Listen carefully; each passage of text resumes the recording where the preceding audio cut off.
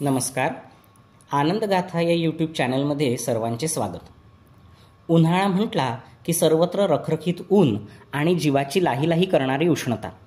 या प्रखर वातावरणात डोळ्यांना आणि मनाला गारवा देणारे काही वृक्ष आपल्या आजूबाजूला आपण पाहतो. काही परिचित तर काहीसे अपरिचित. उन्हाळ्यात फुलणाऱ्या एका महत्त्वाच्या वृक्षाविषयी या भागात आपण जाणून घेणार आहोत. उन्हाळ्यात महाराष्ट्रात सर्वत्र आढळणारा, रस्त्याच्या कडेने जंगलात दिसणारा हा वृक्ष म्हणजे ताम्हण. भारतात सर्वत्र आढळतो म्हणून याला प्राईड ऑफ इंडिया सुद्धा म्हणतात, तर हिंदीमध्ये जरूल किंवा जरूळ. या झाडाचे शास्त्रीय अर्थात बॉटनिकल नेम आहे लेगेस्टिमिया स्पेसियोसा किंवा लेगेस्टिमिया रेजिनी.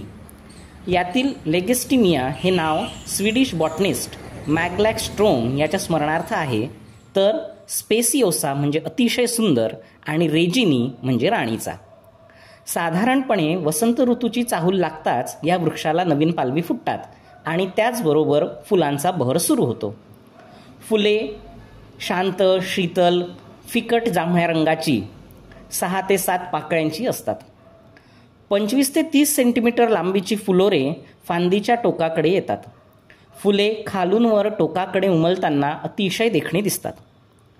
या वृक्षाचं वैशिष्ट्य म्हणजे साधारणपणे 1 मेच्या सुमारास म्हणजेच महाराष्ट्र दिनाच्या जवळ हे झाड पूर्ण बहरलेलं असल्यामुळे या वृक्षाला महाराष्ट्राचे राज्यपुष्प म्हणून मान मिळाला आहे.